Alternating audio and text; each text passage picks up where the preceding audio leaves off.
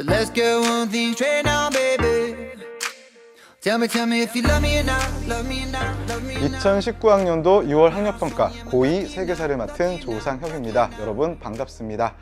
자, 지금부터 1번부터 20번까지 세계사의 모든 문제들을 다뤄보도록 하겠습니다. 앞에서 총평 때 얘기했다시피 이런 식으로 출제가 되는구나 감을 잡으면서 가볍게 복습한다라는 생각으로 보시면 큰 도움이 될 겁니다. 자, 1번 문제부터 보겠습니다. 자, 1번 가 문명의 문화유산으로 옳은 거 물어봤죠? 세계사의 1번 문제는 늘 문명 문제죠. 자, 문명을 볼 때 우리 총 몇 개 배웠죠? 그렇죠, 4개를 배웠죠. 큰 강 유역에서 발전한 4개의 문명들. 그래서 그 강 이름들이 주요 힌트로 자주 출제가 됩니다. 여기서도 바로 첫 번째 줄에 그 힌트가 나와 있죠. 키워드 골라봅시다. 무슨 강? 티그리스 강. 또 하나 무슨 강? 유프라테스 강. 두 강 사이의 유역, 이걸 뭐라고 하죠? 메소포타미아라고 불러주죠. 서아시아 지역의 역사입니다. 그래서 이렇듯 여러분 문제 푸실 때요, 푸시면서 내가 알고 있는 중요 키워드들 있죠. 이런 것들을 이렇게 표시하시면서 가면은 큰 도움이 됩니다.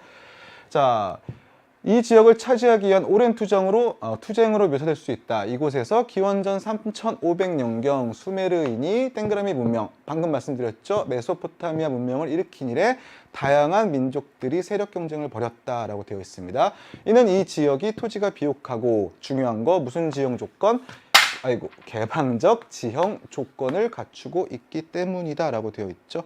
이 민족의 침입이 잦았기 때문에 현세적인, 지금 내가 살고 있는 현재 세상을 즐겁고 행복하게 살자라는 문화가 발전하게 됩니다. 대표적인 게 길가메시의 서사시죠. 요거와 반대되는 문명 있죠. 어디죠? 바로 이집트 문명이죠. 이집트 문명은 좀 폐쇄적인 지형이기 때문에 이민족의 침입을 많이 받지 않죠. 그래서 내세적, 내가 살아있는 다음 세상, 죽은 다음을 더 걱정을 하고 거기에 대한 문화들을 발전시켜 나갑니다. 자, 그러면 정답을 한번 골라보겠습니다. 1번 문제를 보시면, 1번 선택지를 보시면은요, 이거는 투탕카멘의 무덤에서 나오는 거죠. 바로 이집트 문명의 대표적인 문화재입니다. 그러므로 아니고요. 자, 2번 같은 경우에는 여러분 많이 보셨죠. 중국 문명, 황허강을 중심으로 발전했던 중국 문명의 갑골문이 되고요. 3번, 이게 바로 정답이죠. 메소포타미아 문명, 각 도시들마다 있었던 신전, 그 신전을 우리는 지구라트라고 불러줍니다. 그래서 지구라트, 메소포타미아 문명, 하나의 세트처럼 여러분들이 기억하고 가셔야 되는 부분이고요. 자, 다른 답지들 보겠습니다. 4번, 자주 보는 건 아니죠. 요거는 스톤헨지입니다. 신석기 시대 때 영국에서 등장했던 거성 문화, 큰 돌을 숭배하는 문화, 그 흔적으로 우리는 보고 있고요. 정확한 용도는 천문대다 보다 라고 해서 아직은 추정하고 있습니다. 자, 5번 같은 경우에는 이게 바로 뭘까요? 그쵸, 무덤이에요. 죽은 자의 무덤을 이렇게 크게 만들었죠. 이거 뭘까요? 어느 지역일까요? 그쵸, 이집트 문명이 되는 거죠. 그래서 4번과 5번도 아니다, 이렇게 보시면 됩니다. 이렇게 해서 1번 문제 풀어봤습니다. 자, 웬만하면은요, 4대 문명은 1번 문제 딱 한 문제로만 나오거든요. 근데 이번 6월 학평 같은 경우에는 범위가 좁다 보니까 4대 문명이 바로 2문제가 출제가 됐죠. 바로 이어지는 2번 문제 보도록 하겠습니다. 자, 2번 밑줄 친 이 문명에 대한 설명으로 옳은 거 물어봤습니다. 앞에 1번 문제 풀 때 선생님이 중요한 거, 강 이름 중요하다고 그랬죠. 그래서 티그리스, 유프라테스, 메소포타미아 1번이었고요. 2번에서 무슨 강 나오죠? 나일강 바로 나오죠. 나일강을 중심으로 발전했던 고대 문명은 바로 이집트 문명이 되죠. 그래서 좀 많이 공부한 친구들은 강 이름만 보고도 알 수 있죠. 자, 이 문명에서는 아예 적어 드릴게요. 이집트 문명에서는 강의 정기적인 범람으로 매년 농지를 다시 측량하는 과정에서 수학, 그쵸, 기하학이 발달하였다라고 되어 있습니다. 그래서 이때 이집트 문명에서 종이처럼 쓰는 게 있거든요. 그것을 파피루스라고 불러주는데, 이 린드 파피루스라는 거에는 여러 가지 수학적 기호들이 함께 적혀 있습니다. 그래서 기하학의 발전을 보여준다. 이것까지 같이 보시면 되고요. 이거 외에도 어디까지 물이 넘치는지 정확하게 재야 되죠. 그래서 모두 발전할까요? 측량술 발전하고요. 또 앞서 얘기했다시피 내세적인 여러 문화들도 발전하게 됩니다. 그러면은 1번부터 보겠습니다. 1번, 사자의 설을 제작하였다. 이 사자가 어떤 사자죠? 그쵸, 죽은 자죠. 죽은 자를 위한 책, 안내서죠. 바로 무덤에 같이 넣는 안내서입니다. 내세적 문화를 대표하는 문화재로 볼 수 있죠. 이집트 문명을 대표합니다. 그러므로 정답은 몇 번? 1번이 되는 거죠. 그래서 이집트 피라미드, 스핑크스, 파피루스, 사자이서 하나의 세트로 여러분들이 기억을 꼭 하고 계셔야 됩니다. 자, 2번 길가메시 서사시를 남겼다. 이것도 참 자주 출제되는 선택지죠. 길가메시 서사시는 메소포타미아 문명의 현세적 문화를 보여주는 작품입니다. 그래서 뭐 살아있는 동안 뭐 행복하고 즐겁게 살자 이런 내용들이 담겨져 있죠. 함무라비 법전을 편찬하였다. 우리가 많이들 기억하고 있죠. 눈에는 눈, 이에는 이, 뭐 이런 걸로 많이 기억하고 있는데 생각보다는 되게 정교한 법이 새겨져 있죠. 함무라비 왕국에서 만들었던 그렇죠. 메소포타미아 문명과 관련 있는 유적입니다. 내용입니다. 자, 4번을 보시면은요. 종법에 의한 봉건제를 시행하였다. 이거 조금 있다가 다시 한 번 더 할 건데 이 봉건제 제후들을 임명해서 땅을 주는 거죠. 땅을 주고 제후들을 임명해서 내려보내는 거죠. 이것을 봉건제라고 하고요. 이때 제후들 그 기준이 뭐예요? 나와의 혈연적 관계. 그래서 나와 가깝냐 뭐냐에 따라서 주는 토지들이 달라지게 되는 거죠. 이러한 종법에 의한 봉건제 같은 경우에는 중국 주나라 때 실시가 됩니다. 이게 나중에 바뀌어서 군현제, 뭐 군국제, 다시 군현제 이렇게 나타나게 되죠. 자, 5번. 앞자가 한 글자 빠졌네요. 자연 현상을 찬미한 베다를 만들었다라고 나와 있습니다. 자, 베다 같은 경우에는요. 무슨 종교랑 관련 있죠? 브라만교의 경전으로 알려져 있죠. 자, 인도 문명 같은 경우에는요. 원래 드라비다족이 인더스 강을 중심으로 해가지고 문명을 발전시켰죠. 그런데 그들이 쇠퇴하고 나서 누가 내려와요? 쇠퇴하면서 동시에 누가 내려오죠? 아리아인들이 내려오게 되는 거죠. 그 아리아인들이 내려오고 인더스를 장악하고 겐지스까지 확대하는 과정에서 여러 자연들을 숭배하는 종교를 만들어냅니다. 확대시킵니다. 그 종교를 무슨 종교? 브라만교라고 하고요. 이 브라만교의 경전을 뭐라 불러주죠? 베다라고 불러줍니다. 그래서 이것은 인도 문명이다 라고 기억을 해주시면 돼요. 그래서 5번은 아니다. 이렇게까지 해서 2번 문제까지 풀어봤습니다. 자, 이제 3번 문제 넘어가겠습니다. 밑줄 친 이 시기에 있었던 사실로 옳은 거 물어봤습니다. 자, 여러분들이 쫙 봤을 때 문제 푸시면서 핵심 키워드라고 봤던 거 어떤 것들이 있어요? 같이 골라볼게요. 첫 번째 줄에 벌써 나오죠. 어느 인물이 나옵니다. 누구죠? 바로 맹자입니다. 맹자는 추나라 사람이다 라고 되어 있고요. 또 이 시기 진나라에서는 이 진만 보고 헷갈리지 마세요. 중국을 통일한 진, 통일진은 아닙니다. 자, 뒤에 보시면은 누구를 등용했다? 상황을 등용했다. 다양한 사상가들이 나타나고 있음을 알 수 있습니다. 그래서 천하가, 그리고 제나라에서는 손자를 등용해서 천하가 합종과 연행에 힘쓰며 공격과 정벌만을 훌륭한 것으로 여겼는데 맹자는 도리어 덕을 말하였다라고 얘기를 하죠. 이 맹자는 누구의 사상을 이어받은 거죠? 바로 공자의 사상을 이어받은 겁니다. 그래서 공자, 그리고 맹자, 그리고 또 한 명 있습니다. 순자. 이런 사람들은 덕을 강조합니다. 덕으로서 백성들에게 잘해주고 자발적인 충성을 끌어내라. 그래서 이들을 우리는 뭐라 불러주냐면은 유가라고 불러주고요.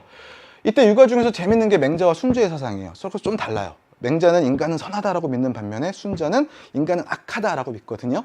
그래서 여기에 영향을 받아가지고요. 일부 사람들은 악한 인간들을 다스리기 위해서는 강력한 법이 필요하다라는 주장을 내세우고 강력한 법의 실행을 주장하기 시작합니다. 그 인물들이 바로 누가 있냐면 상황 있고요. 여기 있죠. 그리고 또 한 명 한비자 있고요.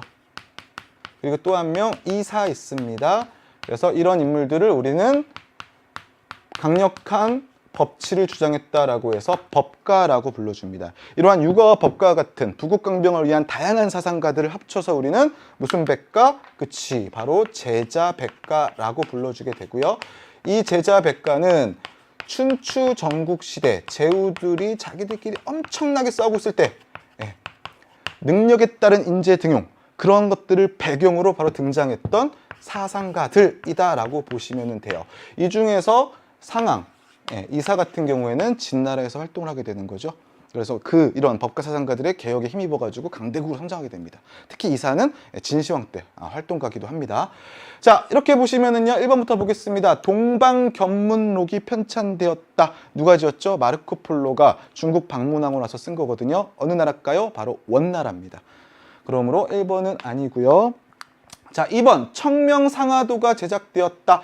그쵸. 청명절에 번화한 수도 카이펑의 모습을 그린 그림입니다. 카이펑을 수도로 했던 나라, 우리 그것에 한 나라밖에 없죠. 바로 송나라입니다. 그래서 2번은 아니고요. 3번 철제 농기구가 사용되었다. 이게 바로 춘추 전국시대의 가장 큰 특징 중에 하나죠. 그 이전까지 쓰던 청동기, 이것을 대신해서 철제가 널리 보급되기 시작합니다. 그래서 정답은 몇 번? 3번이 되는 거죠. 그래서 사상을 주고 경제로 답지를 갔기 때문에 좀 까다롭긴 했어요. 좀 생소하긴 했는데요. 철제 농기구뿐만 아니라 철제 무기도 만들어집니다. 뭐 철로 만들 수 있는 거 다양하죠. 이런 무기를 활용한 정복 전쟁도 활발하게 벌어졌다. 이렇게 보시면 되고요. 화약, 납침판, 활판, 인쇄술이 발명되었다. 자, 이거는 교과서상의 발명이라기보다는 이제 발전하였다로 보는 게 좀 더 맞고요. 이게 발전한 시기는 송나라 때입니다. 이게 나중에 서아시아를 거쳐서 유럽 쪽으로 건너가죠. 언제? 원나라 때. 그래서 세 개 세트로 나오면은 송원 같이 기억하세요. 자, 5번 화북과 강남 지방을 잇는 대운하가 완성되었다. 이 대운하의 완성은 바로 수나라 때 이루어집니다. 물론 경제 통합의 목적도 있었겠지만 가장 핵심적인 목적 중에 하나는 고구려 원정, 이 과정에서 물자를 동원하기 위해 이런 대운하를 건설하기도 했었습니다. 그러므로 정답은 3번이다. 이렇게 보시면 됩니다. 자, 그러면은 4번 문제 넘어가겠습니다. 가 인물에 대한 설명으로 옳은 것을 보기에서 고르시오라고 되어 있죠. 자, 중국을 최초로 통일한 키워드 벌써 나왔죠. 중국을 최초로 통일했다. 이게 첫 번째 키워드고요. 동그라미는 전국을 36개의 뭐로 나누었다? 군으로 나누어 관리를 파견하는 무슨 제? 군현제를 실시하였다라고 되어 있습니다. 자, 주나라 때는요, 지방에 누구 임명하죠? 제후 임명합니다. 그리고 제후에게 땅을 주고 그 땅을 알아서 통치하러 갑니다. 그 제후가 죽으면은 그 자손이 알아서 세습합니다. 자, 이러한 제도들을 우리는 뭐라고 하냐면 봉건제라고 하고요. 이때는 지방에 누가 파견된다? 제후가 파견된다라는 거. 하지만 이게 문제가 되지요. 왜? 제후와 천자의 관계는 시간이 지나가면서 멀어질 수밖에 없거든요. 친척 관계라는 게 시간이 가면 멀어지잖아요. 대가 거듭될수록. 이러는 분위기 속에서 춘추 전국시대의 일부 사상가들에 의해서 이거는 틀렸으니까, 잘못됐으니까, 한계가 있으니까는 전국을 군과 현으로 쪼개고 이제는 누구를 파견하자? 제후가 아니라 관리를 파견하고 관리에 대한 임명권은 누가 가지자? 그쵸, 군주가 가지자라는 제도가 등장하게 되는 거죠. 바로 군현제입니다. 이 군현제를 받아들였던 나라 바로 어디겠나요? 그쵸, 이 시대를 통일한 진나라죠. 그래서 진나라 때도 군현제, 진시황 때 이렇게 보시면 됩니다. 그래서 이렇게 바뀌었구나. 그래서 문제가 어렵게 나오면은요, 바로 언제 등장했느냐, 등장 시점을 물어보고요. 쉽게 나오면은 군현제와 관련돼서 진시황을 찾는 문제 이렇게 나옵니다. 요거는 약간 쉽게 나왔죠. 진시황을 찾아라 이겁니다. 그래서 중앙집권 체제를 강화하였다. 왜? 지방에 관리 파견하고 그 관리를 군주가 그렇죠, 계속 통제하잖아요. 임명권을 가지고 있잖아요. 그러니까 중앙집권, 권력이 중앙에 집중될 수밖에 없죠. 자, 그러면 진시황과 관련된 거 골라보겠습니다. 기억, 분서, 갱유를 단행하였다. 이게 바로 정답이 되는 거죠. 진나라가 통일하고 나가지고요, 일부 그 부하들이 뭐라고 하냐면 다시 봉건제 하자고 하거든요. 이때 이사가 딱 등장해가지고 안 된다, 다시 군현제를 전국으로 확대 시행해야 된다라고 주장하면서 옛날 주장을 하는 사람들, 그런 사람들이 자꾸 육아에 기반해서 비판을 하니까는 법과 이외의 책은 모두 불태워버리자라고 제안을 하게 돼요. 그 제안이 받아들여지면서 법과 이외의 사상, 대부분의 책들을 불태워버리는 분서가 벌어지고요. 이에 저항하는 유생들에 대한 죽음, 그렇죠? 유생들을 구덩이에 파묻죠. 이것을 갱유라고 합니다. 갱유를 일으키게 됩니다. 자, 니은, 파스파 문자를 보급하였다. 파스파 문자는 몽골 문자입니다. 파스파가 만들어서 파스파 문자입니다. 디귿, 황제라는 칭호를 처음 사용하였다. 진시황도에 원래 진을 시작한 황제라는 뜻인데, 황제라는 칭호를 시작했다는 의미인데요. 진을 시작한 황제. 그 전까지는 뭐였죠? 왕이었거든요. 진왕정이었습니다. 근데 왕은 여러 명 있잖아. 그러니까 진시황은 싫은 거예요. 그래서 부하들에게 좀 더 아무도 안 쓰는 새로운 칭호를 만들어라. 그래서 자신의 생각을 더해가지고 황제라는 칭호를 만들어내게 됩니다. 그래서 정답은 기억과 디귿 2번이 되고요. 자, 리을, 천호제라는 군사 행정 조직을 만들었다. 천호백호제라는 군사 행정 조직은요, 몽골 제국에서 만듭니다. 칭기즈칸 때 만들어졌던 제도기도 하죠. 그래서 정답은 기역과 디귿이다. 그래서 100호 단위로 군대 조직하고 그 100호를 10개 모아서, 그렇죠, 1000호 단위로 군대를 조직하고 이런 거예요. 자, 밑줄 친 이들에 대한 설명으로 옳은 거 물어봤습니다. 이들은, 그쵸, 지배층입니다. 어느 시대? 명청 때의 지배층이라고 되어 있죠. 그래서 시대를 보는 게 되게 중요해요. 그래서 송나라 때냐 명청 때냐, 그럼 벌써 어느 정도 감이 좀 잡히시죠. 전현직 관리를 포함하여 부현의 공립학교, 주부현의 공립학교 학생이란 표현이 들어가 있습니다. 그리고 졸업생 등 관직에 나갈 수 있는 자격을 갖춘 자들, 왜 이들만 과거 볼 수 있거든요. 자, 하지만 관직 진출 경쟁이 심해지자 향촌 사회에 안주하여 백성 교화, 치안 유지, 공공사업, 세금 징수, 원래 국가가 하는 일이잖아. 이것을 도와서 하기 시작하는 거죠. 이들을 우리는 뭐라 불러주냐면 신사, 전현직 관리와 학생들로 구성된 중간 지배층 정도로 보시면 돼요. 향촌 지배층. 그래서 이 신사층이 등장하게 됩니다. 언제 때? 명청 때. 그럼 송나라 때는 뭐죠? 그렇죠. 성리학을 배우고 관직에 나아간 자들, 사대부들이죠. 하지만 이때는 신사들이 새로운 지배층으로 급부상하게 됩니다. 자, 그러면 이런 신사들이 이런 일들을 하면은요, 뭔가 대가가 있어야겠죠. 그 대가가 뭐야? 여러 가지 특권들이에요. 대표적인 특권들이 뭐냐면, 국가를 위해서 일해주니까 딴 일은 안 하는 거지. 뭘 면제받아?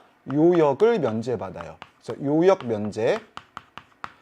그리고 가벼운 범죄에 대해서는요, 국가가 책임을 면제해 줍니다. 책임을 면제해 주는 특권, 면책 특권.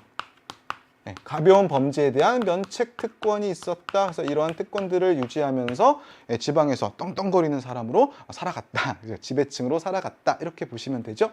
그러면 1, 2, 3, 4, 5번 중에 정답 나오죠? 정답 몇 번? 3번이 됩니다. 요역을 면제받는 특권을 누렸다. 이렇게 되고요. 자, 1번 다이카 개신을 주도하였다. 다이카 개신은 일본이죠. 그러므로 아닙니다. 당의 율령체제를 받아들였던 개혁. 2번 진승 5강의 난을 진압하였다. 자, 진승 5강의 난은 어느 나라의 멸망을 불러왔죠? 그렇죠. 바로 진나라의 멸망을 불러왔던 농민 반란이 되죠.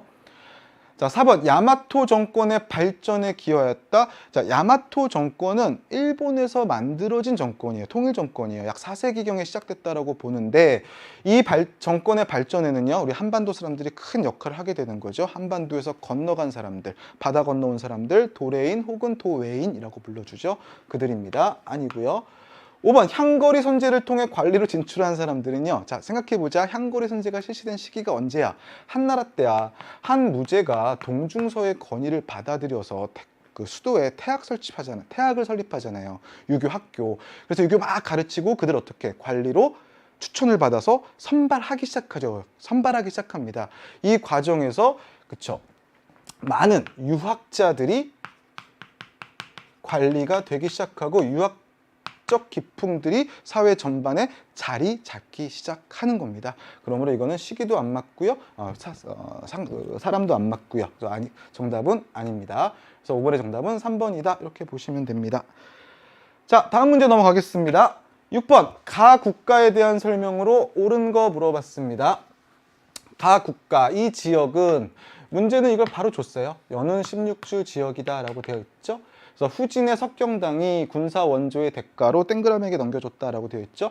자, 당나라 멸망하고 나서 중국이 분열되죠. 자, 이때 분열된 시기를 우리는 뭐라 불러줘? 5대 10국 시기라고 불러주고요. 이 시기에 후진의 석경당이 나라 세울 때 혼자 힘으로 안 되니까 위에 있던 누구한테? 그치, 바로 거란에게 도와줘라고 부탁을 한 거예요. 그래서 그 대가로 거란은 어딜 차지한 거야? 바로 이 지역, 연운 16주 지역을 차지하게 되는 거죠. 이후에, 그쵸, 밑에서 거란 적어드릴게요. 연운 16주 차지하게 되고요. 나중에 이런 5대 10국의 혼란기를 통합한 게 바로 누구야? 그치, 조광윤이 건국한 송나라가 되는 거죠. 그래서 이후 송은 거란과 대립관계를 이어가게 되는 거죠. 송은 이곳을 두고 대립하였다. 그러므로 가는 거란이 된다. 이렇게 보시면 돼요. 그럼 1번부터 보겠습니다. 수시력을 제작하였다. 수시력은 역법이죠. 서아시아 영향을 받아서 원나라에서 만들어진 역법이 수시력입니다. 곽수경이 만들었죠. 2번 8기군을 조직하였다. 8개의 깃발로 군대를 재편한 거죠. 이거 어느 민족일까요? 여진족입니다. 누르하치. 이 힘을 바탕으로 여진 부족 전체를 통합하고 후금 그리고 더욱 발전해서 청이 되는 거죠. 자, 3번 오경정의를 편찬하였다. 자, 생각해보자. 한나라 때까지만 해도 그리고 위진 남북조 시대 때까지만 하더라도 관리들은 어떻게 뽑아? 다 추천을 통해서 뽑아요. 향거리 선제, 구품중정제. 그런데 수나라 때 뭐가 시작돼? 그치, 과거제가 시작되잖아. 그게 당까지 이어지죠. 그래서 당나라 때 과거 보려면요, 책이 통일돼 있어야 되잖아요. 그래서 황제의 명으로 공영달이 유교의 5가지 경전, 오경에 대한 주석서를 모아서 책을 편찬합니다. 그 책을 바로 오경정의라고 불러주는 거죠. 당나라 때다라고 보시면 됩니다. 자, 1조 편법을 시행하였다. 세금제도고요. 세금제도 많이 나오는 게 2가지가 있죠. 1조 편법과 지정은제, 세트로 나오는 것들. 둘 다 공통점, 은으로 거두는 거. 차이점, 1조 편법은 지세와 정세를 은으로 거두는 거. 그리고 지정은제는 지세 속에 정세를 포함시켜서 은으로 거두는 거. 이렇게 보시면 됩니다.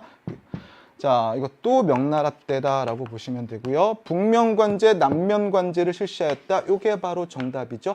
자, 거란 같은 경우에는요, 한족과 자신의 민족을 분리시켜서 통치해요.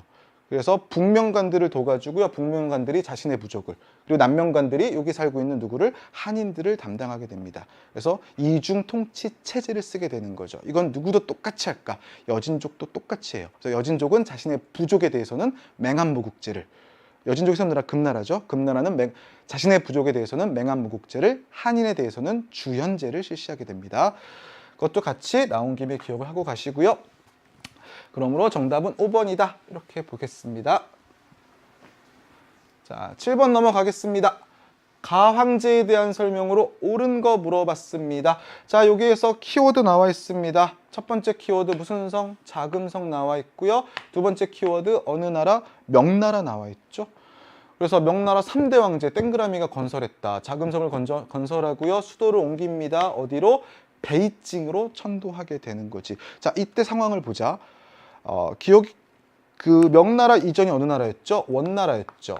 근데 원나라가 교초난발하면서 급격히 악화되기 시작하죠. 재정 악화되기 시작하고요. 이런 분위기 속에서 남부지방에서 농민반란 벌어집니다. 농민반란군 이끌었던 사람이 그쵸, 바로 주원장이 되는 거죠. 그래서 주원장이 세운 나라 명, 그래서 원과 명이 싸우게 되는 거죠. 그래서 결과적으로 원을 내쫓고 중국은 뭘로 바뀌어? 명나라로 바뀌게 되는 거죠. 이때 주원장 어떡하죠? 자신의 아들들을 전부 다 외곽으로 보내버리죠. 그래서 이때 베이징 지역으로 쫓겨난 게, 뭐 일종의 쫓겨나다시피 갔죠. 그 사람이 바로 영락제죠. 거기서 힘을 키운 다음에 경쟁자들 물리치고 2대 황제를 물리치고 황제의 자리에 올라가게 됩니다. 그러면서 어떻게? 수도를 자신의 근거지인, 이때 명은 난징, 남경, 남쪽에 수도를 두고 있었거든요. 이게 남쪽이란 뜻이에요. 다시 자신의 근거지인 베이징, 북쪽으로 수도를 옮기게 됩니다. 그래서 베이징 천도하면은 영락제구나 같이 기억하시고요. 천도하게 되면 당연히 궁궐 다시 지어야 되죠. 그래서 자줏빛 색깔을 띠는 자금성 건설하게 됩니다. 그래서 엄청난 규모였다라고 되어 있고요. 그럼 1번부터 보겠습니다. 황소의 난을 진압하였다. 황소의 난은 어느 나라의 멸망과 관련이 있죠? 그렇죠. 당나라와 관련이 있죠. 당나라의 멸망을 가져왔던 3개의 반란들 있죠. 첫 번째가 안사의 난, 두 번째가 소금장수였던 황소의 난, 세 번째 마지막이 주전충의 난입니다. 주전충의 난입니다. 이 3가지 모두 다 당의 멸망과 관련이 있다 기억해 주시고요. 2번 구품중정제를 실시하였다. 지방의 중정관을 파견해서 인재를 9등급으로 나누어 추천한 제도, 위진남북조 시대 때 시행이 되죠. 수나라가 이거를 폐지하고 과거제로 가는 겁니다. 그래서 아니고요. 3번 맹한모국제를 시행하였다. 좀 전에 했었죠. 여진족이 세운 나라 금나라에서 여진족을 대상으로, 부족민을 대상으로 실시했던 제도입니다. 그래서 모국단위 300호에서 그쵸 100명 뽑고, 그쵸 그거를 또 10개 모아서 군사조직 1000명 만드는 거죠. 이 맹한이 민간, 천이란 뜻입니다. 그래서 이러한 제도를 만들었다. 금나라다 같이 보시면 되고요. 정화의 함대를 파견하였다. 바로 이게 정답이 되는 거죠. 명나라는 기본적으로 외국과의 교역을 허락하지 않습니다. 쇄국 정책, 그리고 허락받은 국가들만 조공과 책봉을 통해서 무역을 하게 됩니다. 이러한 조공 국가를 늘리기 위해서 영락제가 정화를 해외에 파견하게 되는 거죠. 그래서 정화가 어디까지 갔다 와요? 아프리카까지 갔다 오잖아요. 그러면서 조공 국가를 늘리는 결과를 가져오게 됩니다. 자, 5번 윈강사원 축조를 시작하였다. 윈강사원은 불교 사원이죠. 이러한 불교 사원들이 늘어나기 시작한 시기, 불교가 중국 전역에 확대되기 시작한 시기 바로 위진 남북조 시대죠. 유목민족들이 내려와서 중국의 북쪽 지역을 차지하잖아. 그러면 이때 이들은요, 왕권 강화를 위해서 왕죽불 좋잖아. 왕이 곧 부처인데 이런 불교를 이용하게 되고요. 전국 각지에 대규모 석굴 사원들을 축조하게 됩니다. 대표적으로 윈강, 룽먼, 두낭 석굴 사원이 있습니다. 자, 그러므로 이때는 아니다 이렇게 보시면 돼요. 자, 7번까지 풀어봤고요. 자, 8번 넘어가겠습니다. 다음 주장이 제기된 시기를 연표에서 옳게 고른 것은 나와 있습니다. 문제가 꽤나 까다롭고 좀 어렵게 나왔죠. 고난도 문항이기도 해요. 왜? 힌트를 많이 숨겼거든요. 만약에 여기에 뭐 결론부터 말씀드려서 한 무제가 들어가 있었으면 좀 더 쉬웠을 거예요. 그런데 딱 보시면은요, 그런 거는 다 빠져 있고요. 흉노는 이라고 나와 있어요. 자, 흉노는 우리나라의 신하로 따르지 않고 변경을 황폐하게 만들고 있다. 우리 괴롭히고 있다. 이에 병사를 주둔시켜 방위를 강화하였더니 재정이 어려워졌다 라고 되어 있죠. 그래서 어떡하지? 소금, 철, 술을 국가만이 사고 팔게 하면서 전매하면서 국가 재정을 강화시켰다라고 하죠.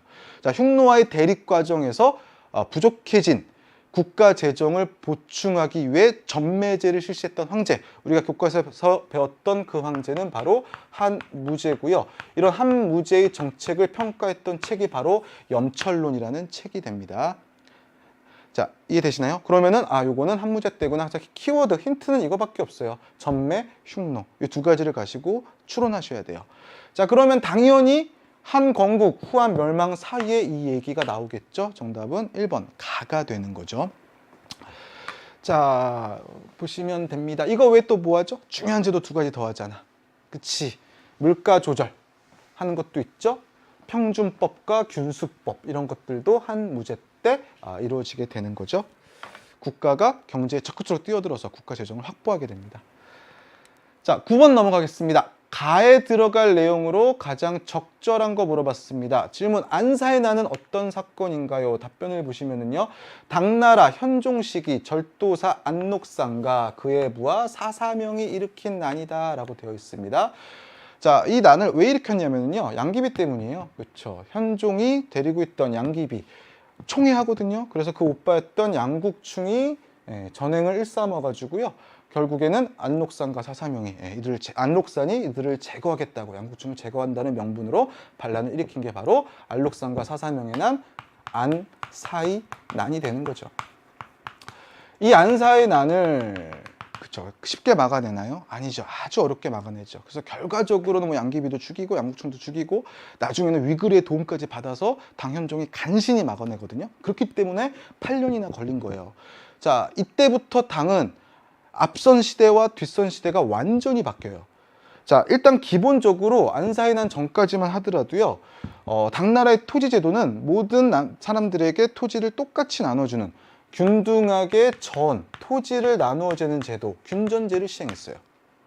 그런데 안사의 난을 겪으면서 국력이 약화됐지. 그러면 국가가 토지 다 파악하고 나눠줄 수 있을까? 현실적으로 힘들어진 거예요. 그래서 이때부터는 제도가 아니라 그냥 힘센 사람들이 큰 토지 가지는 거야. 그러한 대규모 토지, 대농장을 뭐라고 불러주냐면 장원이라고 불러줘요. 그럼 생각해보자. 이때는 모두가 균등하게 토지를 가지고 있어. 이때는 소수만 부자야. 세금 똑같이 거두면 돼, 안 돼? 이때는 안 되지. 그래서 이때까지만 하더라도 균전을 받은 농민들은 조용조라고 해서 3가지 세금을 균등하게 냈거든요. 근데 이때는 달라요. 재산의 정도에 따라 세금을 거두기 시작해요. 1년에 몇 차례? 2차례. 그래서 2차례 세금을 거둔다라고 해서 이것을 무슨 법이라 불러주냐면 양세법이라고 불러줍니다. 2차례 세금을 거두는 법, 이렇게 보시면 되고요. 자, 예전에는요, 균전을 받은 농민들은 토지 받았으니까 국가를 위해서 목숨을 바치는 군인이 돼야 됐거든요. 일정 기간 동안. 이것을 무슨 제? 부병제라고 불러줍니다. 하지만 이때는 그런 농민들이 없잖아. 그러니까 어떻게? 돈 주고 군인을 모집할 수밖에 없죠. 모집한 병사들 무슨 제? 모병제. 이렇게 바뀌게 되는 겁니다. 자, 너무나 다르죠? 무슨 난을 계기로? 안사의 난을 계기로. 그래서 당의 율령 체제가 많이 흔들리는 게 바로 이 안사의 난이에요. 농민들이 많이 몰락하기도 하고요. 자, 그럼 1번부터 보겠습니다. 장본을 대월지에 파견하였다. 이거 한 무제죠. 누구랑 싸우는 과정에서, 그치, 흉노와 싸우는 과정에서 월지, 대월지의 도움을 받기 위해서 장본을 파견했었습니다. 근데 뭐 도움은 결과적으로 받지는 못하고 이 과정에서 그쵸, 비단길만 알려지게 되죠. 2번 요와 서하의 세패를 부담하였다. 요와 서하에 돈을 주고서 평화를 산 나라 어느 나라일까? 그치, 국방력이 약했던 그 나라 송나라가 됩니다. 그러므로 2번도 아니고요. 3번입니다. 향촌 통제를 위해 이갑제를 실시하였다. 자, 이거는 명나라 때라고 보시면 돼요. 뭐 간단하게 말씀드리면요, 110가구, 그래서 100가구를 갑수호, 10가구를 2장으로 나눠가지고요. 그래서 2장, 갑수, 그래서 합쳐서 이갑제거든요. 그래서 10가구가 돌아가면서 이 100가구를 통제하는 거예요. 세금도 걷고 치안도 유지해주고 이렇게 되는 겁니다. 나중에 이게 무너지면서 이 역할을 누가 대신해주는 거야? 그치, 신사들, 앞에서 얘기했던 신사가 대신해주게 되는 거지. 그래서 이 이갑제도 어느 나라 때? 명나라 때 제도다라고 보시면 되고요. 자, 4번 농병일치를 기본으로 하는 부병제를 도입하였다. 부병제가 안사의 난을 계기로 유지되니 깨지니? 깨졌지? 아니다. 자, 그래서 4번도 아니다라고 보시면 되고요. 자, 5번 재산 정도에 따라 세금을 거두는 양세법을 시행하였다. 봐봐, 안사의 난을 계기로 무슨 법과? 양세법, 세금, 재산 정도에 따라 세금 2번 거두는 거. 바로 5번이 정답이 되는 거죠. 이렇게 해서 9번까지 풀어봤습니다. 그래서 여러분 이건 꼭 기억하세요. 수능에도 자주 출제가 되고 있습니다. 자, 10번 문제 넘어가겠습니다. 어느새 절반이 넘어왔네요. 자, 밑줄 친 그에 대한 설명으로 옳은 거 물어봤습니다. 한번 그를 찾아볼까요? 그는 누구의 손자야? 징기즈칸의 손자야. 이 정도 나오면 벌써 어느 나라인지는 아시겠죠? 몽골입니다. 몽골. 형 몽케칸이 남송 원정 도중 사망하자 오데칸에 올랐다. 쉽지 않았습니다. 동생과 치열한 권력 다툼 끝에 올라간 거예요. 그래서 쿠빌라이가 그가 황제의 자리, 칸의 자리에 올라가자마자 어떻게 해요? 뭐 거대한 몽골 제국이 쪼개지잖아. 그 중에서 중국 쪽에 남은 게 바로 뭐야? 국호를 정해버리잖아. 원이 되는 거죠. 그리고 수도도 옮겨주는 거지. 어디로? 그치, 베이징으로. 근데 이때는 베이징이라고 안 부르고 뭐라고 불러요? 대도라고 불러요. 원나라 때만 대도라고 부르거든요. 그러니까 대도 나오면 원 같이 기억하셔야 돼요. 그래서 국호를 원으로 고치고 수도를 대도로 옮겼다. 이것을 한 사람 바로 누구다? 쿠빌라이다. 이렇게 기억해 주시면 돼요.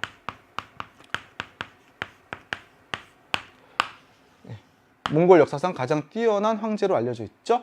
그래서 그는 찾았고요. 자, 그리고 10개, 다음 지방행정구역을 정비하여 10개 행성으로 편성하였다. 행성 아래에는 노부, 주현을 두었으며 노예는 누굴 파견하였다? 그치, 지방에 파견하는 관리, 다루가치를 파견하였다. 까지도 볼 수 있습니다. 그래서 오데칸, 그리고 남송 정복, 요것까지만 이것을 통해서 쿠빌라이를 찾아낼 수 있고요. 그럼 선택지를 보겠습니다. 1번, 육유를 반포하였다.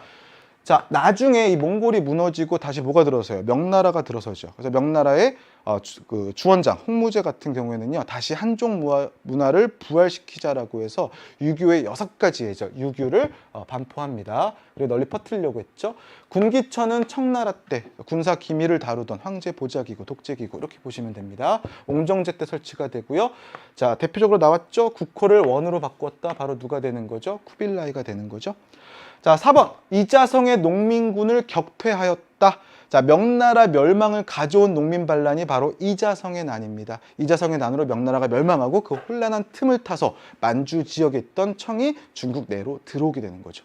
자, 그러므로 4번도 아니다 보시면 되고요. 쿠빌라이와는 관련이 없다.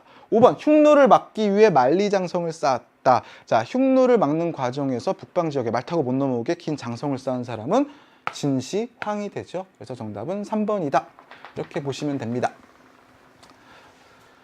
자, 다음 문제 넘어가겠습니다. 11번. 다음 황제의 재위 시기에 볼 수 있었던 모습으로 옳은 거. 이것도 꽤나 고난이도 문제예요. 힌트를 다 지웠거든요. 3학년 문제로 나와도 쉽지는 않았을 거예요. 자, 여기서 키워드 뭐가 있을까? 그치, 딱 2가지 있어요. 첫 번째, 이 사람의 치세 기간, 정관의 치세 나와 있죠. 정관의 치세가 생각보다 많이 출제가 되거든요. 그래서 정관의 치세와 관련된 인물도 같이 기억하셔야 돼요. 그리고 또 하나, 이 사람 같은 경우에는 토번, 돌궐과 같은 북방 유목민족들을 굴복시키거든요. 그래서 그런 유목민족들로부터 하늘에서 내려온 칸, 천가한의 칭호를 받습니다. 이 두 가지가 동시에 가르키는 인물은 당태종이 됩니다.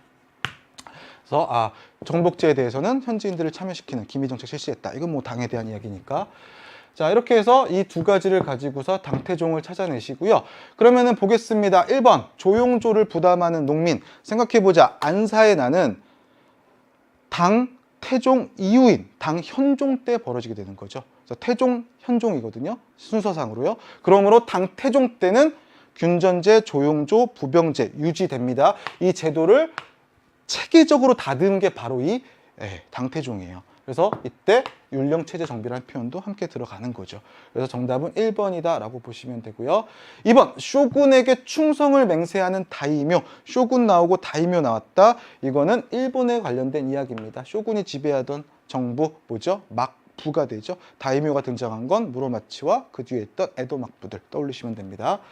자, 포교 활동을 펼치는 예수회 선교사. 자, 예수회는요, 크리스트교를 특히 이제 구교, 카톨릭을 포교하기 위해서 만들어진 단체죠. 명나라 때 오게 됩니다. 명말 그리고 청초까지 예수회 선교사들이 큰 활동을 하게 되는 거죠.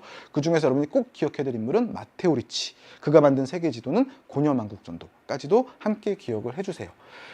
자, 4번 황건적의 난을 진압하러 떠나는 병사. 자, 황건적의 난은 어느 나라의 멸망을 가져오죠? 그렇죠, 바로 한나라의 멸망을 가져왔던 농민 반란이죠. 4번 아닙니다. 5번 황제 주관의 전시를 치르는 관료지망생. 자, 과거제가 마련됐는데요. 이 과거제를 강화하는 과정에서 황제가 직접 최종 합격자를 선발하기 시작합니다. 그 제도를 전시라고 하거든요. 임금은 황제가 있는 건물이 전이잖아. 그래서 전 앞에서 보는 시험. 이거는 송나라 때부터 시작이 됩니다. 그러므로 당 다음에 송이기 때문에 당 때는 볼 수 없죠. 당태종 때는요. 그러므로 5번도 아니다. 이렇게 보시면 되고요. 자, 12번 문제 넘어가겠습니다. 자, 가시대에 있었던 사실로 옳은 거 물어봤습니다. 자, 교도인은 가시대를 대표하는 건축물로서 유네스코 세계문화유산으로 지정되어 있다. 자, 가시대에는 견당사의 파견이 중지되었다. 여기서 키워드 찾아봐요. 교도인은 찾으시면 안 돼요. 이건 교과서에 없어요. 자, 견당사의 파견이 중지되었다. 중국의 문물을 받아들인 게 중지됐어요. 왜? 당이 쇠퇴하니까. 그리고 외래 문물을 일본의 풍토에 맞게 소화하는 일본 고유의 문화가 발달합니다. 그 고유의 문화를 뭐라 불러줄까? 국풍문화라고 불러주고요. 이런 국풍문화가 발전했던 시대가 무슨 시대? 헤이안으로 수도를 옮겼던 헤이안 시대가 되고요. 헤이안이 바로 지금의 교토가 됩니다. 그래서 헤이안 시대 이렇게 기억을 해주시고요. 자, 1번 헤이조교로 천도하였다. 자, 헤이안 시대는요. 뭐가 있을까? 그치, 헤이안교가 있는 거죠. 그래서 헤이안 시대야. 자, 헤이조교는 나라 시대의 궁성이죠. 수도입니다. 자, 나라 시대 다음이 헤이안 시대고요. 2번 난학이 발달하였다. 이 난이 바로 네덜란드를 의미하거든요. 그래서 네덜란드를 통해서 받아들인 서양 학문, 이것을 난학이라 불러주고, 이거는 에도 막부 때 발전을 하게 됩니다. 에도 막부는 네덜란드를 통해서 서양의 문화를 받아들이려고 했었죠. 3번 고사기, 일본 서기가 편찬되었다. 일본의 전설을 모아놓고요. 일본의 역사를 모아놨어요. 자, 이때는 천황권이 약할까 강할까? 강하기 때문에 이게 가능한 거예요. 그럼 일본 역사 중에서 천황권이 비교적 강했던 시기는 나라 시대가 됩니다. 그래서 3번은 아니고요. 자, 4번 한자를 변형한 가나가 사용되었다. 한자를 변형해서 일본 고유의 문자 만들었네. 이런 게 바로 무슨 문화야? 국풍문화로 볼 수 있는 거죠. 그래서 정답은 몇 번? 4번이 됩니다. 이렇게. 자, 마지막 5번 보겠습니다. 쇼토쿠 태자가 불교 문화를 발전시켰다라고 되어 있습니다. 자, 야마토 정권에서요. 처음부터 천황권 강했던 거 아니죠. 약합니다. 처음 어느 국가든 시작할 때는 군주의 권한은 그렇게 세지 않아요. 시간이 지나면서 강해지는 거지. 그래서 성공하면 중간집권국가 가는 거야. 일본에서는요, 이 야마토 정권에서 천황권의 강화를 시도했던 대표적인 인물이 바로 이 쇼토쿠 태자가 됩니다. 그래서 쇼토쿠 태자 때 성장했던 인물들이 이후에 그치. 특히 견당사를 통해서 중국의 문물을 받아들였던 그 인물들이 이후에 당의 율령 체제를 받아들이는 다이카 개신을 진행하게 되고 천황권의 강화를 가져오게 되는 거죠. 그러면서 나라 시대로 넘어가게 되는 겁니다. 그래서 5번도 해이안 시대 이전 상황이다, 아니다 라고 보시면 돼요. 그래도 봐봐. 쪼토코 태조가 받아들인 게 주로 불교 문화잖아. 불교 왕즉불, 왕권 강화에 유리한 거죠.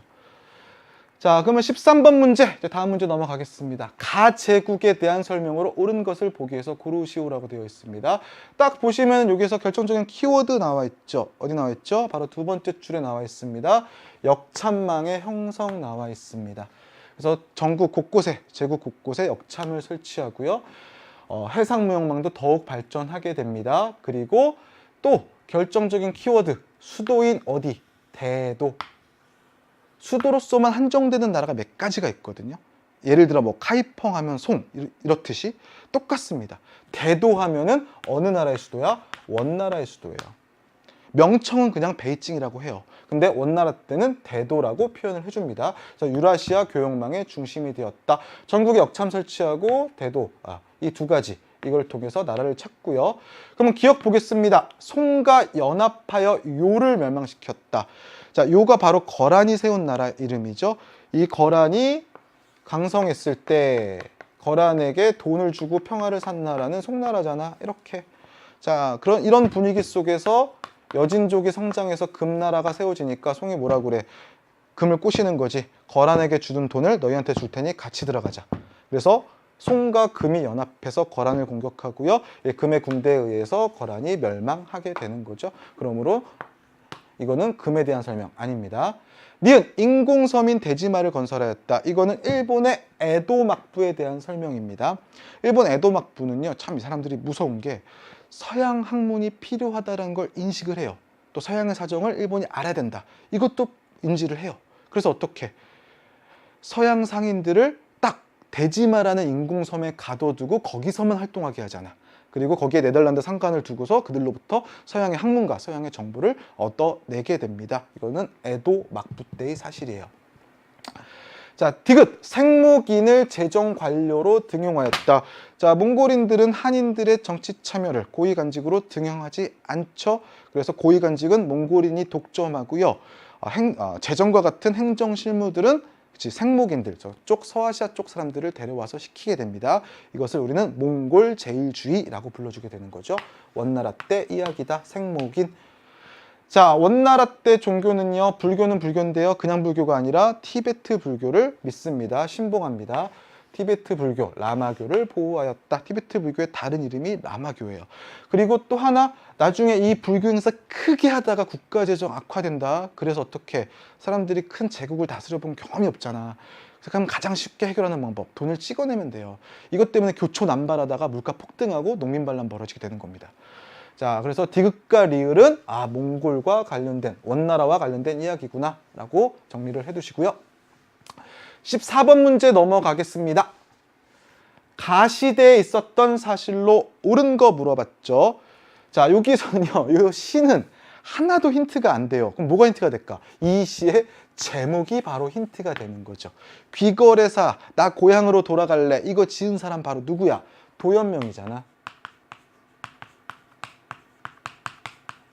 그래서 오른쪽에 바로 나오죠. 도연명의 시다 라고 되어 있습니다. 나머지는 힌트 하나도 없어요. 자, 그러면 이 도연명이 활동했던 시기 언제야? 사회가 혼란했던 위진, 남북조 시대에 활동했던 대표적인 사람이죠. 그러면 도연명과 더불어서 같이 얘기되는 사람, 두 사람 중에 누가 나와도 이상하지 않아요. 고계지, 여사잠도라는 그림을 남겼죠. 그래서 이들은 위진 남북조 시대의 활동가들이다 라고 보시면 되고요. 비교해서 알고 가셔야 돼요. 예. 자, 비교해서 시인 있습니다. 이백, 두보. 이런 두 시인은 어느 나라 때 활동하게 될까? 이백, 두보는 당나라 때 활동했던 시인들이에요. 그래서 뭐 현실의 아름다움을 노래하고요. 두보는 현실의 비참함을 노래했다. 이렇게 평가를 받기도 하죠. 자, 그럼 이것까지 보고서 가겠습니다. 선택지 보겠습니다. 1번, 당삼채가 만들어졌다라고 되어 있죠. 벌써 이름에 힌트 다 나와 있네. 자, 삼체 세 가지 색깔로 만든 도자기인데 어느 나라 때 도자기야? 당나라 때 도자기야. 이거 위진남북조잖아. 그러므로 1번은 아니고요. 자, 양명학이 등장하였다라고 되어 있습니다. 양명학은 뭐에 대한 반발이야? 성리학에 대한 반발이에요. 성리학이 뭐 거경궁리해라, 경물치지해라, 깨달음 얻을 때까지 뭐 사물 연구해라. 그랬더니 왕양명이라는 사람이 왕수인 나 못하겠다. 경물치지 해봤더니 결과가 없더라. 오히려 그쵸 진리는 내 마음속에 있다라고 하면서 새로운 학문을 만들어내게 되는 거죠. 그게 바로 양명학이 됩니다. 그래서 이거는 명나라 때 만들어졌다 기억하시면 되고요. 3번 성리학이 집대성되었다. 주의에 의해서 성리학은 송나라 때 집대성되게 됩니다. 그래서 신유학이라고 불리게 되는 거죠. 유학이 좀 더 심화 과목으로 발전한 거 그게 성리학이다라고 보시면 돼요. 자, 4번 청담 사상이 유행하였다라고 되어 있죠.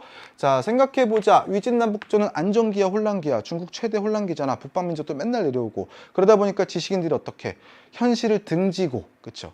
세속적인 욕구를 버리고 자연의 아름다움 이런 것들만 이야기하기 시작해요. 이러한 문학적 경향들, 학문적 풍토들을 뭐라고 불러줘? 청담 사상, 푸른 이야기 이렇게 되는 거죠. 이게 바로 위진남북조 시대 때 유행했던 대표적인 사상들입니다. 자, 5번 고려 만국전도가 제작되었다. 고려 만국전도는 세계 지도죠. 누가 만들었을까? 마테오 리치, 예수의 선교사가 만들었죠. 그러므로 이거는 명나라 때 만들어지게 됩니다. 명말에 등장을 하게 되는 거죠. 그래서 중국인의 세계관에 큰 변화를 주었다라는 평가를 받기도 합니다. 그래서 정답은 4번이다. 위진남북조. 자, 그러면 다음 문제 넘어가겠습니다. 15번 가에 들어갈 내용으로 옳은 것을 물어봤습니다. 자, 이것도 마찬가지로 좀 까다로운 문제기는 해요. 황제 하나하나의 업적을 다 기억을 하고 있어야 돼가지고. 자, 일단 보시면은요. 제위도 꽤 기시죠. 제위 61년 동안 어느 나라의 전성기를 끌어왔다? 청나라의 정치를 안정시켰다라고 되어 있습니다. 이후 아들 옹정제와 손자 걸륭제. 그럼 옹정제, 걸륭제는 아니네. 자, 청나라는 전성기를 맞이하였다라고 되어 있는데 3명 이때 우리 세트로 배웠죠. 첫 번째 등장했던 인물 누구예요? 강희제. 강희제의 뒤를 이어서 옹정제, 군기처 설치. 그리고 그 뒤를 이어서 누구? 걸륭제, 청나라 최대 영역 확보. 지금 중국 영토의 원형이 만들어진 게 바로 걸륭제 때. 그 기반을 언제? 강희제 때 만들게 되는 거죠. 그래서 이때 있었던 일들이 뭐가 있냐면요. 대표적으로 국경선. 아시아 쪽으로 진출한 러시아와 국경선을 확정하는 조약을 맺습니다. 그 조약을 여기 나와 있죠. 네르친스크 조약이라고 불러주고요. 그리고 또 하나, 청나라가 중국 전역을 지배한 지 그렇게 오래된 건 아니었거든요. 그러다 보니까는 예전 명나라 출신들, 명을 재건하려는 사람들 되게 많았습니다. 그 중에서도 한때 청에 협조했던 한족 장수들이 반란을 일으켜요. 그 반란을 우리는 3번의 난이라고 불러줘요. 그래서 난리가 납니다, 중국이. 그래서 이 3번의 난이 막 벌어지게 되고 이 과정에서 강희제가 3번의 난을 진압하는데 한 가지 두려운 게 있어요. 뭐가 두렵냐면 그쵸, 바다 건너 있는 섬 너무 크다. 이 섬이 있는데 이 섬이 타이완이에요. 이 타이완에도 반청 세력이 있었거든요. 정성공 세력이라고. 그래서 두 세력이 연결되는 걸 두려워했어요. 그래서 어떻게 바닷가에, 동남 해안가 바닷가에 살고 있는 사람들을 전부 다 내륙으로 옮겨버리죠. 청계령 내려버리고 얘네들을 진압하고 그 다음에 타이완의 반청 세력들마저도 진압해버리게 되는 거죠. 그래서 강희제 때는 청나라 반대하는 세력들 싹 다 정리하는 겁니다. 하나는 누구의 난? 3번의 난. 그래서 세트로 같이 기억하고 있으면 편해요. 난을 진압하고 이후 어디를 진압했다? 타이완. 여기에서 활동하던 정성공 세력, 반청 세력 얘네들도 진압했다. 이게 전부 다 언제 때? 강희제 때. 그러니까 내부적인 안정 왔잖아. 그러니까 이후에 발전만 하면 되잖아. 그럼 이때 최대 영역 확보하는 거지. 이해되시죠? 이렇게 흐름으로 보시면 됩니다. 자, 그러면 밑에 보시면은 뭐 네르친스크 그리고 타이완 반청 세력 나와 있으니까는 당연히 강희제겠죠? 그럼 가에 들어갈 거 골라봅시다. 1번 임진왜란에 참전하다. 임진왜란은 명나라가 우리를 도와주잖아. 청나라 전이에요. 그러므로 아닙니다. 자, 2번 3번의 난을 진압하다. 맞지? 3번의 난을 바로 강희제가 진압하게 되는 거죠. 그래서 타이완 세력 진압 알면은 이건 세트로 따라오게 돼요. 같이 보시면 되고요. 자, 나급. 러양으로 천도하다라고 되어 있습니다. 자, 이 러양 같은 경우에는요, 후한의 수도기도 하거든요. 한족 문화의 중심지야. 그래서 북쪽에서 내려온 유목민족 하나 있잖아, 선비족. 그러니까 선비족이 세운 나라가 북이거든요. 그 북위의 효문제가 어떻게 해요? 한족 문화를 받아들이자. 쟤네 너무 좋다. 쟤네 문화가 너무 뛰어나다라고 해서 선비족의 문화를 버리고 한족의 문화를 받아들인 하나 정책 간단 말이에요. 그러기 위해서는 어떻게 해? 수도를 한족 문화의 중심지인 러양으로 옮기는 것들이 훨씬 도움이 되죠. 그래서 러양으로 옮긴 다음에 본격적인 하나 정책 들어가는 겁니다. 3번은 북위와 관련돼 있다. 4번 전국 시대를 통일하다. 센고쿠라고 친절하게 써줬죠. 그냥 전국하면 진시황하고 헷갈리잖아. 자, 센고쿠 시대는 바로 일본입니다. 이런 일본의 혼란기를 통일한 인물은 도요토미 히데요시. 그리고 내부의 불만을 돌리기 위해서 우리나라 쳐들어왔죠. 임진왜란. 그래서 이거 4번 뒤가 일본이고요. 그 후에 청들어서는 겁니다. 5번 고려와 연합하여 일본을 공격하다. 자, 일본 원정에 고려를 동원했네요. 이거는 원나라 때 이야기입니다. 예, 쿠빌라이 때죠. 그러므로 5번도 아니다. 이렇게 보시면 되고요. 자, 16번 문제 넘어가겠습니다. 가에 들어갈 내용으로 가장 적절한 거 물어봤죠. 땡그라미 왕조의 경제 발전 나와 있습니다. 이때 결정적인 키워드 어디 나와 있나요? 바로 첫 번째 줄에 나와 있죠. 교자. 자, 교자, 회자. 이거 지폐지. 언제 때 쓰여진 지폐야? 그치, 송나라 때야. 헷갈리지 마라. 교초는 원, 교자, 회자는 송이야. 또 하나의 키워드, 시박사 나와 있죠. 시박사는 교자만큼 중요하진 않아요. 왜? 송 때 활동하기도 하고요. 이 시박사가 당 때도 있었거든요. 당, 송, 원 다 있어요. 그렇기 때문에 시박사 나오면 당송원 중에 하나다 보시면 되고요. 동업조합을 결성한 이때 상업이 엄청나게 발전을 해요. 그러면서 상인조합들 행 그리고 수공업자 조합인 작 같은 일을 하는 사람들끼리 뭉치기 시작하는 거야. 행작을 결성하고 이것이 많이 퍼지게 됩니다. 그럼 이렇게 상업과 수공업이 발전한 이유는요. 기본적으로 뭐가 발전해야 돼? 생산력이 늘어야 돼요. 만들어내는 것들이 많아야 시장에 갖다 팔 거 아니야. 때마침 이때 뭐가 들어와? 송나라 진종 때. 그치, 베트남에서 벼가 들어오잖아. 그 벼를 뭐라고 해? 참파벼. 정책적으로 들여온 거거든요. 황제가요. 이 참파벼가 좋은 점이 뭐예요? 1년에 2번 농사 지을 수 있습니다. 따뜻한 지역에서는 이기작이 가능해요. 생산력이 확 증가하죠. 특히나 강남 지방에서. 이것 때문에 더욱더 상업이 발전하기도 합니다. 그래서 1번도 송나라 때 이야기다. 이렇게 보시면 돼요. 그래서 교자, 시박사, 행작. 이 중에서도 꼭 잊지 말아야 될 건 교자. 그리고 또 하나 참파벼 도입. 이렇게 보시면 되고요. 2번 농정전서, 천공, 계물 등을 편찬한 목적을 알아본다. 저 책들은 무슨 학문과 관련이 있죠? 그렇죠. 실학과 관련이 있죠. 중국에서 실학이 발전했던 시기 명나라 때 이렇게 보시면 되고요. 3번 대외무역을 담당하는 공행이 등장하였다라고 공행이 등장한 원인을 알아본다라고 보시면 되고요. 공행은요, 광저우에 있는 공행은 청나라 때 서양 상인들 그들을 상대하기 위해서 만들어지고요. 이들에게 광저우의 공행, 상인조합이거든요. 이 공행들에게 서양 상인과의 무역 독점권을 부여하게 됩니다. 청나라 때예요. 자, 4번 토지를 국유화하고 노비 매매를 금지한 이유를 검토한다. 이분이 아주 가끔씩 나오기 때문에 헷갈릴 수가 있는데 토지 국유화, 노비 매매 금지는요. 전한을 멸망시킨 그렇죠? 왕망의 정책입니다. 그래서 왕망은 호족 세력 억제를 위해서 이러한 정책들을 시행했다라고 알려져 있죠. 이것 때문에 반발 사서 금방 멸망하고 다시 후한이 들어서게 되는 거죠. 5번 감자, 옥수수의 재배가 인구 증가에 끼친 영향을 찾아본다. 감자, 옥수수 같은 신작물들은요. 그쵸. 어디서 건너와요? 누가 갖고 와요? 서양 상인들이 갖고 오게 되는 거잖아. 그래서 이것은 명나라 때 그리고 청나라 때 이렇게 보셔야 됩니다. 그래서 4번과 5번은 아니다. 이렇게 보시면 되고요. 17번 문제 넘어가겠습니다. 다음 사건의 결과로 옳은 거 물어봤습니다. 자, 여기서 결정적인 키워드 연호죠. 자, 뭐가 있을까요? 정강입니다. 정강 2년 3월 27일 또 하나의 키워드 금나라가 쳐들어와 가지고요. 누굴 잡아가요?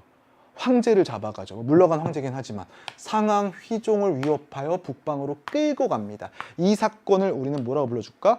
정강의 변이라고 불러주게 되는 거죠. 자, 그래서 이 당시 상황을 보면 어떻게 됩니까? 나중에 거란을 공격해서 멸망시키는데 금나라가 큰 공을 세우잖아. 거의 금이 나중에 단독으로 다 하거든요. 근데 송이 그 이후에 금나라 무시하고 약속 안 지켜요. 돈 안 주고 막 그러거든요. 거기에 분노해서 금나라가 쳐들어온 거예요. 그래서 황제 잡아가는 거야. 그래서 화북 지방 전체, 카이펑 점령하고요. 화북 지방 전체를 다 차지해요. 그래서 요만큼 다 금나라 되는 거야. 이해되니? 자, 그러면은 여기 있던 나라 원래 뭐였어요? 송이었죠. 송이들은 도망갈 수밖에 없잖아. 그럼 남은 지역 어디밖에 없어? 남쪽밖에 없죠. 그래서 남쪽에서는 다시 송이 이어지게 되는 거죠. 그래서 무슨 송? 남송 이렇게 되는 거죠. 이후 남송은 또 어떻게? 금한테 돈 주잖아. 세패 주면서 더 이상 내려오지 마 이렇게 되는 거지. 자, 이렇게 보시면은요, 이건 정강의 변. 그러면은 남송이 들어섰다. 이런 사건의 결과로 이것을 찾을 수가 있겠죠. 자, 1번 발해가 멸망하였다. 발해를 멸망시킨 나라는 거란입니다. 자, 오호가 화북을 침입하였다. 이게 바로 위진남북조 시대. 그 시대 때 있었던 일이죠. 위초고, 세 개로 쪼개지고 이것을 다시 위가 이제 진이 되죠. 그 진이 통일하게 되는 거죠. 이 진이 내부적인 파랑의 난이라고 해서 반란 막 벌어질 때 북방 유목민족들이 쫙 내려오잖아. 그 유목민족들 5개의 오랑캐 오호라고 불러주고요. 이 오호가 진 결국 무너지고요. 오호가 화북지방 차지하고 16개의 나라를 세우게 됩니다. 무슨 시대? 오호 16국 시대. 이후에 북조와 남조로 쪼개져서 중국이 쭉 가게 되죠. 그 시대를 다 통틀어서 위진 남북조 시대라고 불러줍니다. 3번 5대 10국 시대가 전개되었다. 5대 10국 시대는요, 당나라 멸망 이후 들어섰던 잠깐의 혼란기죠.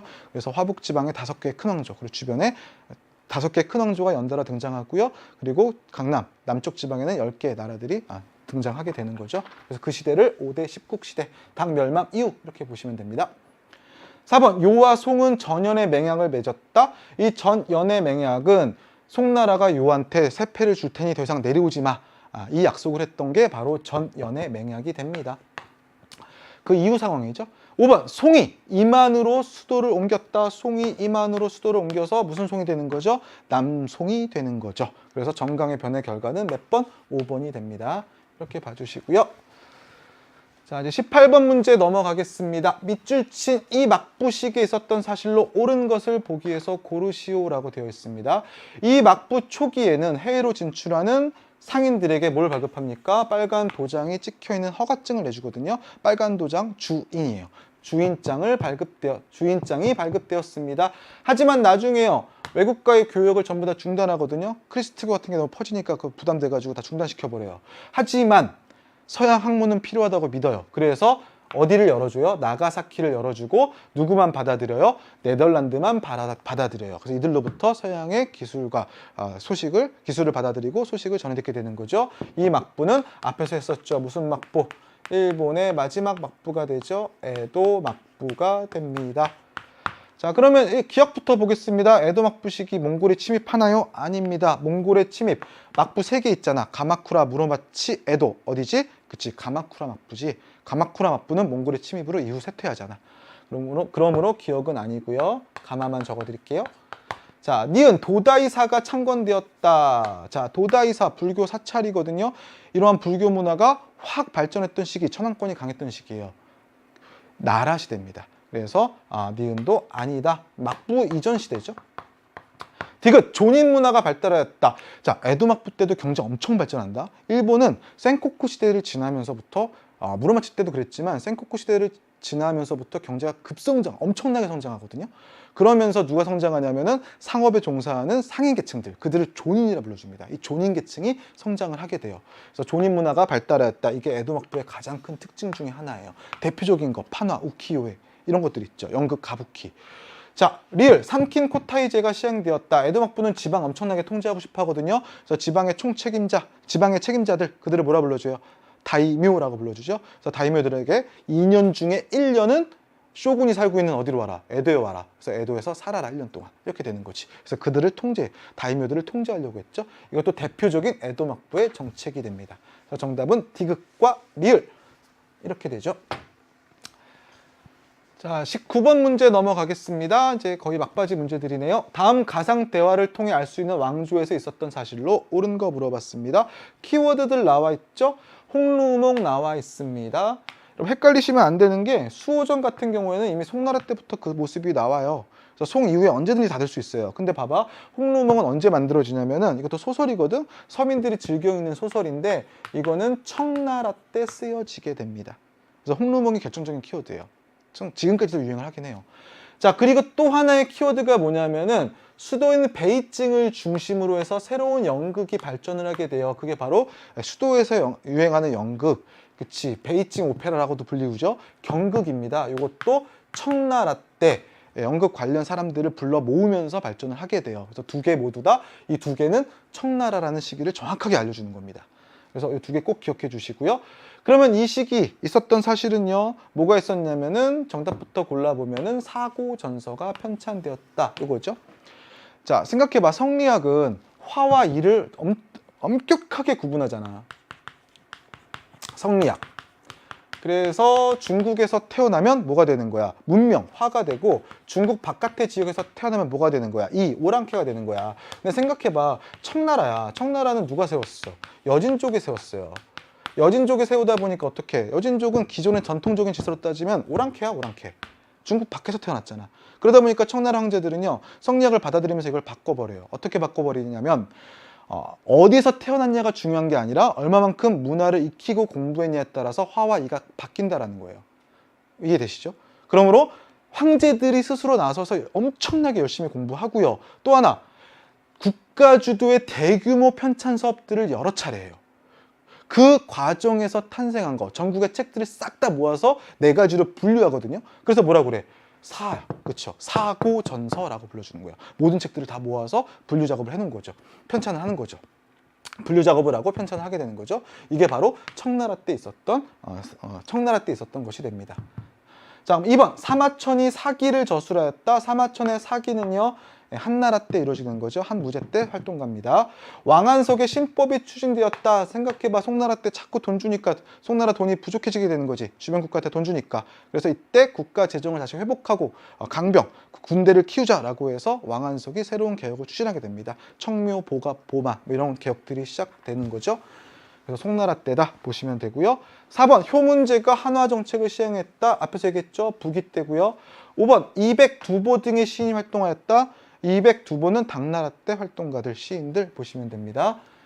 자, 이렇게 해서 19번 문제까지 풀어봤고요. 마지막 20번 문제입니다. 다음 제도가 시행된 왕조의 경제를 물어봤습니다. 왕조를 찾으면 돼.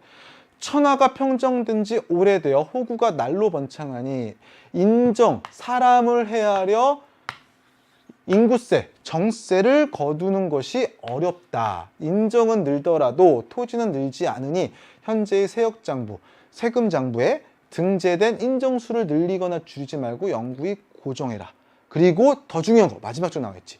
지금 이후 태어나는 인정은, 그쵸, 사람들은 꼭 인구세를 거둘 필요가 없다. 그냥 정세를 인구세라고 할게요. 정세를 거둘 필요가 없다라고 되어 있죠. 자, 지세와 정세를 은으로 거두면 1조 편법이라고 그랬죠. 거꾸로 지세 속에 정세를 포함시켜서 걷어버리면, 자, 이것을 뭐라고 불러주냐면은 지정은제라고 불러주게 됩니다. 이 지정은제는 청나라 때 만들어진 세금 제도입니다. 청나라 때 국가 재정이 많이 풍부해지거든요. 그러니까는 파격적으로 정세를 거의 없애버린 거나 마찬가지예요. 그래서 인정은 지금 이 시점 이후 태어나는 인정은 꼭 정세를 거두지 마라 라고 이렇게 이야기를 해주는 거죠. 그래서 청나라 때 세금 제도다. 그러면 봐봐, 정세를 지세 속에 포함시켜서 뭘로 거두는 거지? 은으로 거두는 거지. 그럼 정답 골라봐. 세금이 뭐로 징수되었다? 은으로 징수되었다. 2번이 되는 거죠. 자, 1번 감압 무역이 시행되었다. 감압은 주변 국가에게 발급하는 무역 허가증입니다. 이거 명나라 때입니다. 명과 무로마치 막부 사이의 전형적인 무역 형태였죠. 3번 반량전. 자, 화폐 몇 가지 나오죠. 이건 동전인데요. 반량전은 진나라 때 통일화폐고요. 하나 더 기억하면 오수전은 한나라 때입니다. 자, 4번 교초 원나라. 5번 균전제 실시. 균전제가 처음 실시됐다. 교과서에서는 부기 때부터 소개됩니다. 부기 때 시행돼서 수당으로 이어지게 되고 안사에 나는 기점으로 끝나게 되는 겁니다. 이렇게 해서 20번까지의 문제를 모두 풀어봤습니다. 그래서 중국사, 주로 단원 문제 때문에 거의 대부분 중국사에 집중돼 있거든요. 그래서 중국사가 왕조를 찾고 혹은 인물을 찾고 관련된 것을 고르면 되는구나. 이런 것들이 세계사의 전형적인 문제구나. 기억을 해주시면 되고요. 이번 학력평가가 수능에 되게 가까운 문제들이 많이 나왔어요. 실제 3학년 언니 오빠들이 보는 것처럼. 자, 그래서 한번 감을 잡으시고요. 이후에도 세계사 공부 끝 놓지 말고 끝까지 최선을 다해 주시기를 부탁드릴게요. 1시간 동안 너무너무 고생했고요. 다른 강의에서 만나겠습니다. 다른 강의에서 만나요.